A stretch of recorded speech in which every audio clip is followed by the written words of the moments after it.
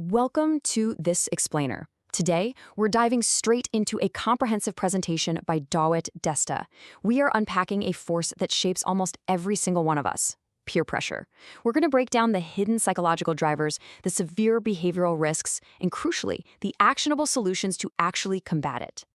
You know, peer pressure really isn't just some minor hurdle of growing up. It's a defining, absolutely unavoidable force of adolescence.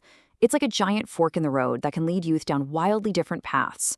On one hand, the right peers can completely elevate us, but on the other, the wrong crowd can pull us into a downward spiral before we even realize what's happening. Here is our roadmap for today. We'll cover youth challenges, define peer pressure, explore why we fall under its influence, examine the dangers, and finally, look at both practical and spiritual solutions. So, Section 1, Youth and its Challenges, the Turbulent Transition. Think back to turning 13 for a second. It isn't just a number, right? It marks a profound psychological shift. Adolescents naturally begin to pull away from their parents' emotional bonds, and instead they start seeking validation, rigid structure, and independence entirely within their peer groups. They develop emerging romantic interests, and suddenly, instead of taking their parents' word as law, they start challenging that authority. They're basically looking for a new tribe, and that makes them incredibly vulnerable. Section 2. What is peer pressure? Defining the threat. So how exactly does the author define it? Well, peer pressure is fundamentally an internal conflict. It's a situation where a young person surrenders their own desires, their own moral compass, and their own better judgment simply to comply with the demands of their social circle. It's not always physical force. Mostly, it's the intense psychological weight of feeling like you have absolutely no choice but to conform. To an adolescent who is just trying to figure out where they fit in, social influence doesn't feel like a polite suggestion. It feels like a megaphone right in their ear, loud, repetitive, and practically impossible to ignore. Which brings us to Section 3. Why do we fall under influence? The psychological drivers. The author identifies two primal psychological drivers here. First, there's the deep-seated fear of rejection, the absolute terror of being socially isolated or pushed away by the group. Contrasting that is the intense anxiety of mockery. Teenagers will go to extraordinary lengths just to avoid being pointed at, laughed at, or humiliated by their peers. That fear of social death, it often completely overrides common sense. But it definitely goes deeper than just fear. Youth who lack self-reliance or struggle academically often become overly dependent on the pack. When you don't have a strong sense of your own worth, it's so easy to fall into the trap of letting others dictate your choices.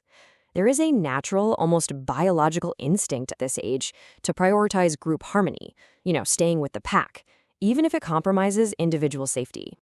Section 4. Dangers caused by pressure, the severe consequences. Now, destructive habits rarely begin in a vacuum. A teenager almost never decides independently to start smoking or drinking out of nowhere. As the author argues, these life-altering habits are almost always sparked by a friend handing them that very first cigarette or drink. And it spirals from there into severe behavioral risks. We're talking addiction, intense internet dependency, pornography, and gambling. The author argues that this is heavily accelerated by a very modern problem, a flood of information from secular globalization and westernization, which the presentation claims normalizes these bad habits and makes them far too easily accessible. To put this into perspective with some hard data, the source emphasizes a truly staggering statistic. Youth who are actively experiencing high levels of peer pressure have a 90% higher exposure to sexual risks compared to those who are not. 90%. That number alone shows how deeply peer influence overrides personal boundaries. The data also reveals a massive risk multiplier. Teenagers who are operating without structured religious education or those who lack close parental tracking and guidance are actually 3 times more likely to fall into these dangerous behaviors. Without those firm anchor points, youth are essentially adrift in a sea of peer influence. Moving on to Section 5, Ways to Prevent Influence, Actionable Solutions. The author heavily emphasizes assertiveness as an absolutely critical life skill. It's about learning the reflex to put a hand up, maintain eye contact, and directly say no to negative influences. It sounds simple, sure, but refusing a friend's offer of cigarettes or alcohol takes immense, practiced courage. This builds into a structured 3-step defense. Step 1. Build an independent identity so you aren't just blindly copying the crowd. Step 2.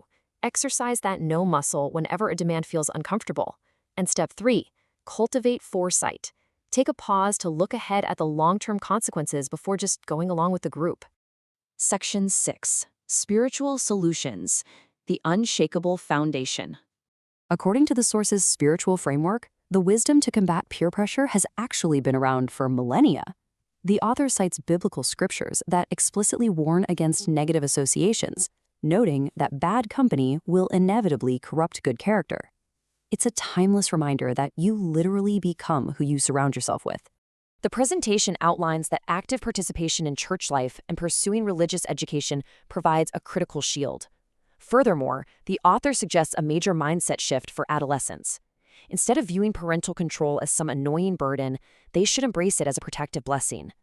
Seeking wise counsel from teachers and relying completely on faith are presented as the ultimate safeguards. Before concluding, the author strongly warns against a very specific, highly dangerous psychological trap: the casual, let me just try it, or what does it matter mindset.